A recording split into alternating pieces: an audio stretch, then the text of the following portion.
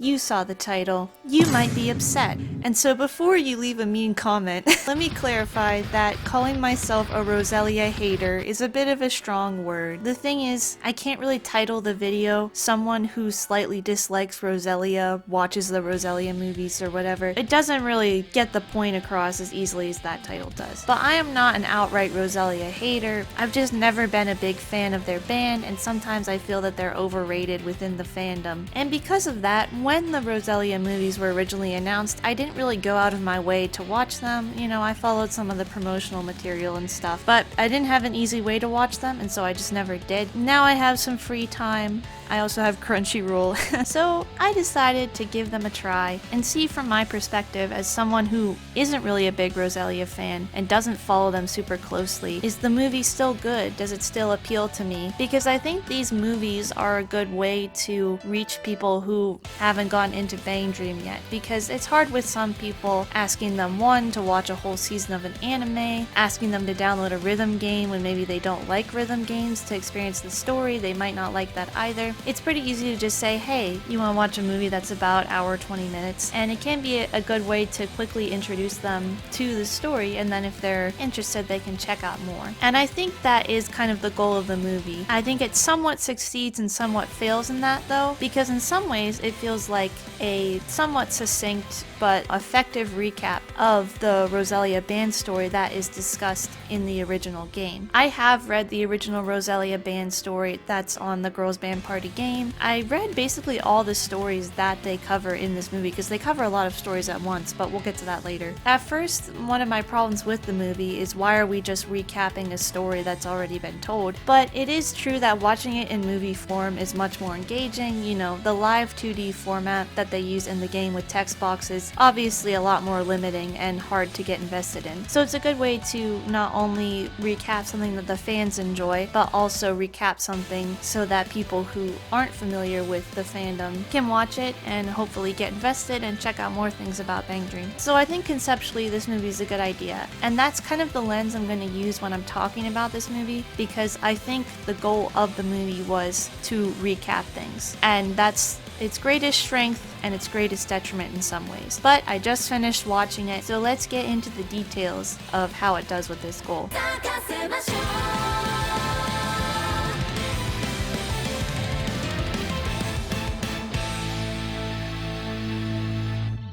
I would say the first 30 minutes or so of the movie are really solid, and I really enjoyed them. The movie opens with Roselia being an accomplished band and showing them getting ready to perform, which gets you excited and shows you kind of the end goal without giving away too much, which I like. The opening animation with Proud of Oneself was really good. It's a really hype intro to get you excited about this band and want to learn how they all got formed and how they all became a band. And then I think it transitions to the scene with Yukina and Lisa as little kids, and showing Yukina's original love of music and how her love of music inspired Lisa to love music as well. It was really sweet to see that. And then we cut to the present and contrast that, showing that now Yukina has lost her love for music because her dad was screwed over by his record label and his band kind of fell apart. And, you know, she feels very cautious now about pursuing music and that things have to be perfect because she's scared of failing like her dad did. We see this from Lisa's perspective as, you know, the worried friend trying to be supportive of Yukina. So the opening is very solid and a good way to quickly set up a lot of backstory and conflict that is delved into much deeper in the game version of the story, but they set it up in a concise but effective way in this movie, and it gets you interested to see how this is going to work. And so then the movie goes on to cover the main events of the original band story, at least the first half. We show how Sayo is just like completely cold-hearted. I think it's funny, as much as people nowadays complain about Sayo being too mean or a jerk, she was just ruthless.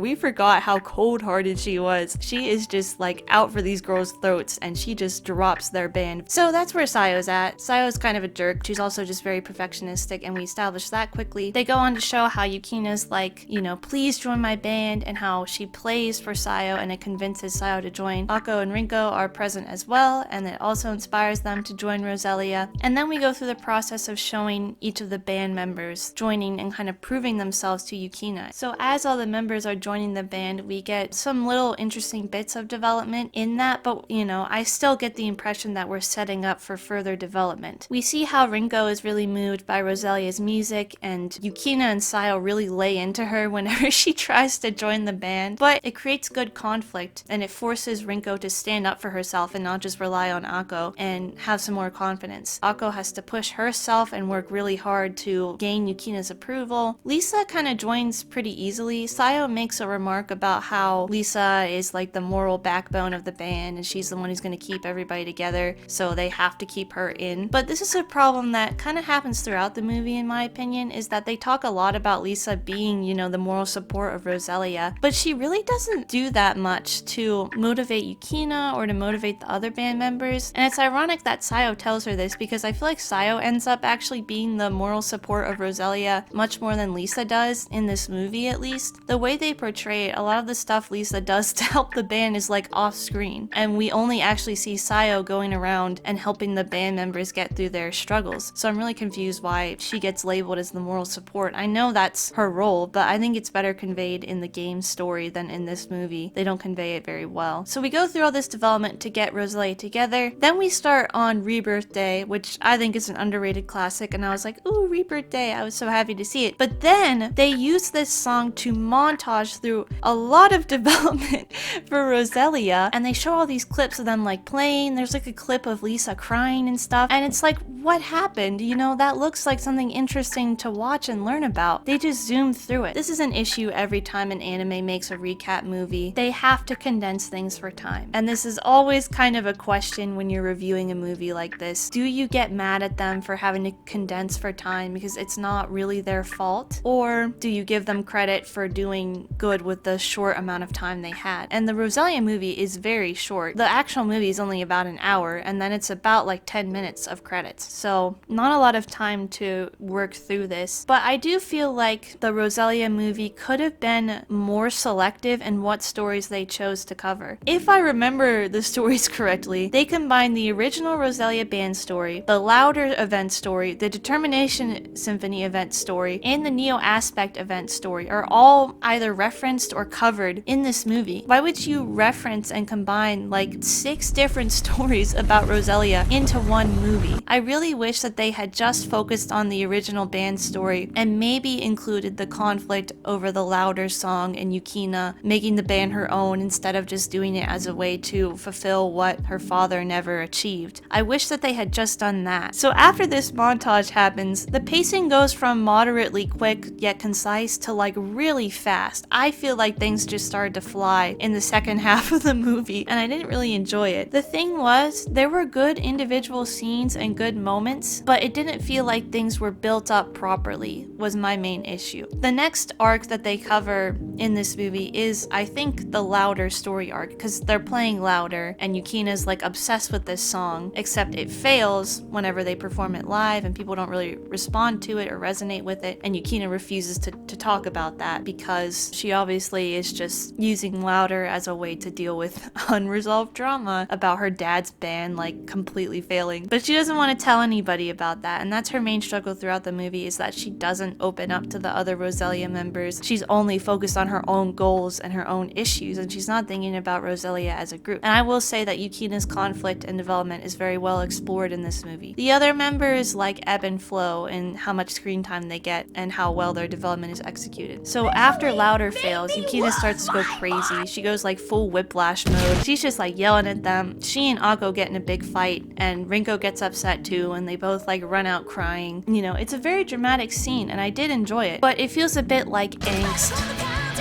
with no really development to be impactful. The thing is, after they do the original band story arc, and then they do the Louder arc in this movie, which then transitions into the Neo Aspect arc, I think. You know, those arcs are about kind of redefining Roselia and figuring out what Roselia actually is. The problem is we jump from Roselia just forming to Roselia already being formed. And so I feel like these arcs, which center a lot about redefining Roselia and figuring out who they really are and why they play play music beyond their original goals. It doesn't hit as hard when we don't have a good idea of who Roselia is as a band. We only just saw them form, then we skip all this development, and now they're like chillin', but we don't really have a good idea of who they are when they're not struggling. And I think the contrast between seeing who Roselia is when they're thriving and when, you know, they feel like they have a strong definition of who they are as a band versus when they're not succeeding and they don't know how to define themselves and why they play music, that contrast is not well established because we have to skip past a lot of development. And so the scenes still are, you know, engaging and well written, but the setup is not there for them to really hit home. I think the conflict was well written. It was engaging to watch and you did want to see how Roselia would overcome this and succeed, but they just didn't set it up super well, and so it didn't really have much of a strong impact. Then things just get resolved kind of chaotically. Like Poppin' Party just appears. Yukina's like,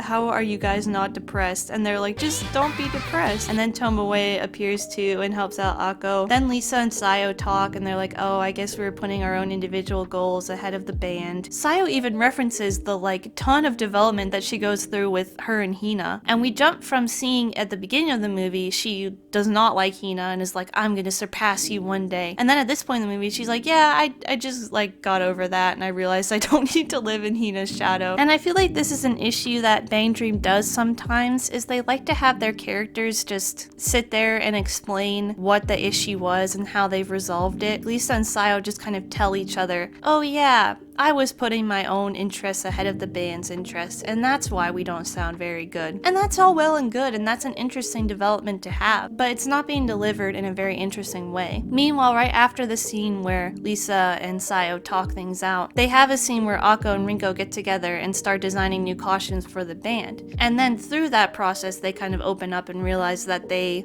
have been worrying too much about their own issues and need to start thinking about Roselia more as a band. And I think that's a more interesting way to do it. You know, have them perform an action that shows that they're becoming invested in Roselia again and putting aside their personal struggles. And Bang Dream sometimes just falls into that trap of show don't tell, and they just have their characters explain how they've grown, but they don't really show it. And it feels especially bad in this movie just because they have to move so quickly and they really don't show that much development of the characters. But there are some good moments, and I do feel like Yukina's development is handled the best because she's kind of treated as the protagonist of this movie. They explore her inner conflict over wanting her music to be perfect, and to the point where it pushes all the other members away and she has to learn to be more humble and apologize to them. And so Yukina has to learn not to bottle up all her problems and that she can share them with the band. And she does a lot more, I think, of actually demonstrating how her actions are hurting than having her just talk about like how she's been a bad person or whatever. Because we see her fight with the members, we see her push them away and still refuse to admit what is bothering her and why Louder's failure hurt her so badly. They do it really well with Yukina, the other characters not so much. So then we transition from the Louder arc to Neo Aspect. They write Neo Aspect, they make the Neo Aspect outfits. It's all really cool, I really like how the outfits look. And then they perform Neo Aspect. Something about this animation was a little bit off in my opinion though. There was a lot of camera motion. There weren't really a lot of just still shots. And you know, the motion looks cool and there are some cool camera shots, but having the camera always spinning and panning and stuff, I think it just looked a little bit strange, and that might be why it fell off. But yeah, they perform Neo Aspect, things are better now, and I feel like that would be a good point to end the movie. But then they add on a little arc for Lisa where she writes Yakusoku and she has to understand why she is a part of Roselia and why she enjoys playing with Roselia beyond just that's what Yukina wants to do and I want Yukina to be happy kind of a thing. And again, for all this talk about Lisa being the moral backbone of Roselia, the person who's supporting all the members,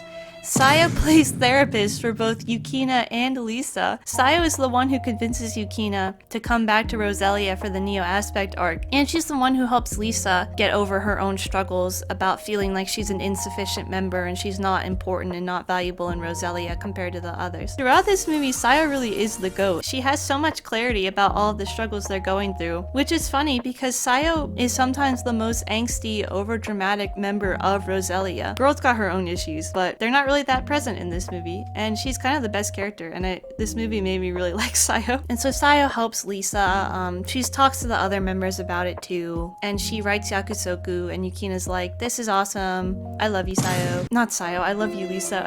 God. And so then she shows the song to Yukina, and she has her little main character moment and like starts singing for some reason. And then she's like, but we gotta get to Future World Fest. And Lisa's like, yeah, we will. And then it ends. The thing is, I didn't hate this section of the movie, and I am glad that they gave Lisa some development, because I feel like her and Yukina are kind of the main characters of Roselia. Yukina is the side of Roselia that's disciplined and wants to be the best band possible and push themselves to greater heights. And Lisa is supposed to be the heart of Roselia, and the part of Roselia that is more about the members and how playing music together develops them each as people and grows them closer. And it's not about all the awards and the accolades and stuff, it's just about improving themselves through music. And so I am glad that the movie took some time to spotlight Lisa, but I just feel like it wasn't integrated in the smoothest way, and it was kind of tacked on at the end. And I wish that Lisa's development had been occurring throughout the movie alongside Yukina. I felt like that would have been more impactful than just at the end. It's like, oh yeah, it's Lisa time, and then we're done. I feel like I sounded kind of negative in this analysis of the movie. I didn't hate it. I did enjoy it. I really was enjoying the first segment of the movie when they did the original band story. I think once the montage hit, they started to try to include way too many arcs into one movie, especially a movie that's only about an hour long. I wish that this movie had focused mainly on the original band story and maybe ended with the Louder arc. You could incorporate those two arcs together and condense them a little bit. But to do the original band story and then Louder and then Neo Aspect and then reference the Termination Symphony as well, and also have the Yakusoku stuff going on, I just don't know why they decided to include so much in one movie, considering that in the original game, these stories were released over the span of maybe 2 years, maybe even 3. I can't remember exactly how long it took them to release all these, but I wish that they had more delved into the psychology of each of the members, their dynamics. It was more like we would have scenes where, oh, everybody's fighting, and then we calm down, and then, oh, everything's good again, and now everybody's fighting, but now we're calmed down and everything's good again. I think if they had just focused on the original band story, they could have had a more smooth trajectory watching the members grow into who they are. But I understand it is a recap movie, there's a lot of ground to cover, but there is a second movie, so I am curious what stories they're going to cover in the second one. I haven't watched it yet. I decided to just record my thoughts right after watching, and then I'm going to watch the second one, record my thoughts after that, and then maybe do a recap at the end. I will say though, while the writing was a little bit messy sometimes, I still enjoyed different moments of it. It felt a bit like a group of anime episodes smashed together into one movie, and that wasn't really what I was expecting, so I will admit that my expectations for this movie were different. That could have contributed to some of my disappointment with it, but I will say the animation was really solid. I really liked the opening with Proud of Oneself, and the end credits with Overture were super cool. The music sounds great and the animation looks great for those parts. I also appreciate in this movie how they showed Roselia's practice and the sound design in those parts. They didn't have it where they were just playing the song over the animation. They kind of made it so that it sounded more raw and like a practice session. Bang Dream continues to be one of the most accurate depictions when it comes to girls band anime and showing what it's like to be in a band and how they develop and stuff like that. So I do appreciate the accuracy. I think that's really cool. Overall, I would say I enjoyed the beginning and the end of the movie. The middle got a little bit confused at certain points, and it kind of felt like we were going really fast and like I couldn't follow it super well, and that the development wasn't really there. But I will say I was pleasantly surprised as a Roselia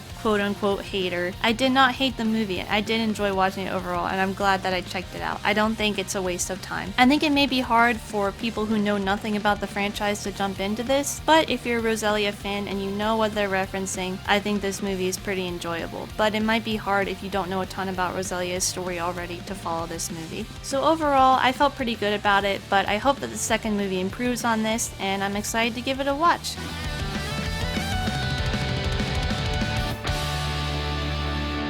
Alright, we're back for movie 2. If you felt a little disappointed that I was kind of tough on the first movie and didn't love it, I felt a lot more positively on this movie, rest assured. I'm no longer Roselia hater, I love Roselia, Screw Poppin' Party, they can burn in a fire. I would say overall, this movie was much more solid. It felt a lot more cohesive, which contrasts my main issue with the first movie, in that it felt like we were covering a lot of storylines at once. This one just focused on Roselia's journey to future World Fez, and I like that they even were able to reference some of the smaller game stories. Like, they referenced that one story, I think it's like the Fall Letter or something, where they go kayaking and like explore the woods and stuff with Hagumi and Rimi. And I love Hagumi and Rimi, so I was really happy that they were in this movie. But they do references to some of the other band stories, but they keep the main focus on Roselia's journey to get into future World Fez, which I think was a good choice. So the movie was much more coherent overall. I really liked the songs that were featured in this movie as well. Sing Alive was a great song and a really good opening for the movie. And the songs that they performed, like Yakusoku, Union's Road, I feel like those are some underrated songs, and so I was really glad that they were able to perform those. And the animation was a lot more solid on this movie too. I don't think there was any performance animation that I was like, oh, this doesn't look so good. I really liked all of the performance animation. It looks very accurate to how Roselia does perform the songs in real life. Again, the accuracy on Bang Dream is really commendable, because in a lot of these anime with bands and stuff, they'll just have them like randomly strumming. But as someone who kind of knows how to play drums and guitar, I can tell when it's fake. So Bang Dream's performance animation looks a lot more accurate than most anime that do girls band animation. I really liked how in this movie too, they gave Akko and Rinko more of a spotlight. Yukina still developed as well, and she was still the main focus of the movie. And I felt that her arc wrapped up really nicely. I like how she had that moment at the end with her dad to be able to say that she's now made Roselia her own thing, and she's found her own reason to play music beyond just trying to accomplish what her dad wasn't able to achieve. But they show Rinko writing Union's Road, I think, and so that was really cool to show her trying to find her own voice. And they also have Akko kind of struggle with the idea that she doesn't know what Roselia's future is going to be, and it's really sad for her because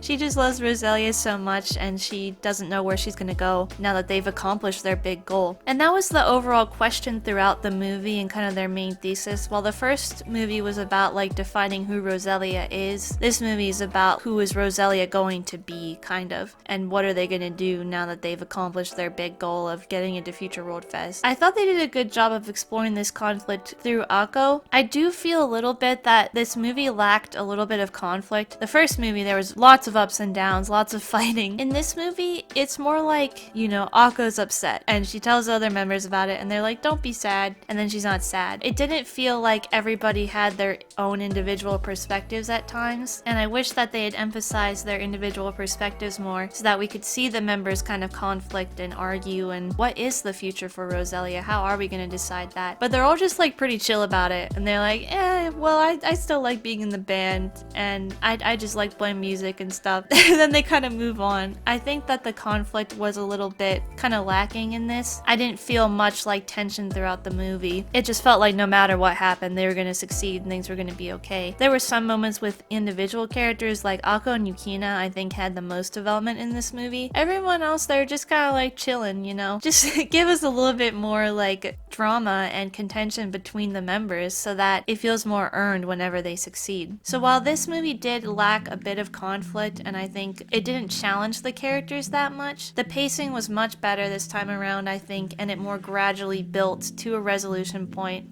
and everybody was kind of dealing with the same issue. It didn't have the burden that the first movie had of like covering all this ground and all these random like character conflicts and internal conflicts that are going on in each of the characters and trying to mush them all together into one thing. This movie starts out, everybody's basically good, and Roselia is a very cohesive band and they all work together well. So it's like we don't have to worry about any of that and we can focus on one conflict that affects the group. I would say that I feel like Sayo and Lisa kind of fell to the background. And I mean, I know it was Rinko and Akko's turn to get focused because Sayo and Lisa had more focus in the first movie. All of them, I feel like, could have felt more conflict about their future, and I feel like it just wasn't that present. Like, they worried about it a little bit, but then they were fine. I do appreciate that this entry was much more focused. I think the pacing was a lot better this time around. So I think as somebody that's been following the story for a long time, it feels very satisfying because I know all the conflict that Roselia has gone through. I think if you were just watching these two movies, you wouldn't get the same impact. I do think the first movie, even though it is kind of rushed in some of the development, it is a good introduction point for somebody who's never interacted with Bang Dream or watched anything related to Bang Dream. But I feel like after you watch the first movie, you should at least watch the anime then, and then read the band stories if you have time, you know, and then you can watch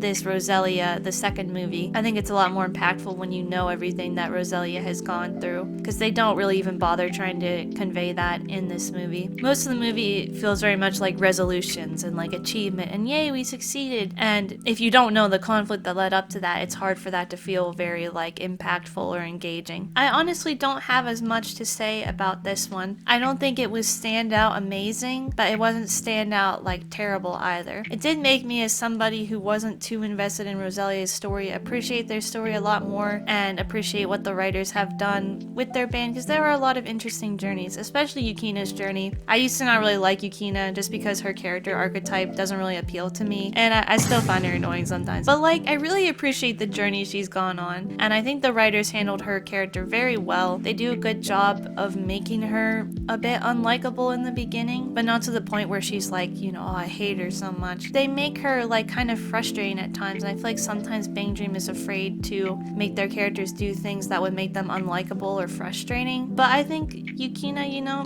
you really can tell a difference from the beginning to the end. She still has the same personality and stuff, but her whole worldview and stuff is very different, and I think that's developed very well from her just seeking to be a perfectionist and to show everybody that she's the greatest musician ever in order to accomplish what her dad never could, to then having genuine love for Roselia and for music, which is why she started music in the first place. I think that journey is very well done, and it has given me a new appreciation for Roselia. So, for final thoughts about both of the movies, I think if you are a fan of the franchise, definitely check them out. They're a great watch. It's really cool to see the band stories that are in the Girls Band Party game get brought to life in this way. It really elevates them to see them like fully cinematic rendition of them. If you don't really know a lot about Bang Dream, if you don't know about Roselia, I would recommend watching the first movie, but then you might have to do like research.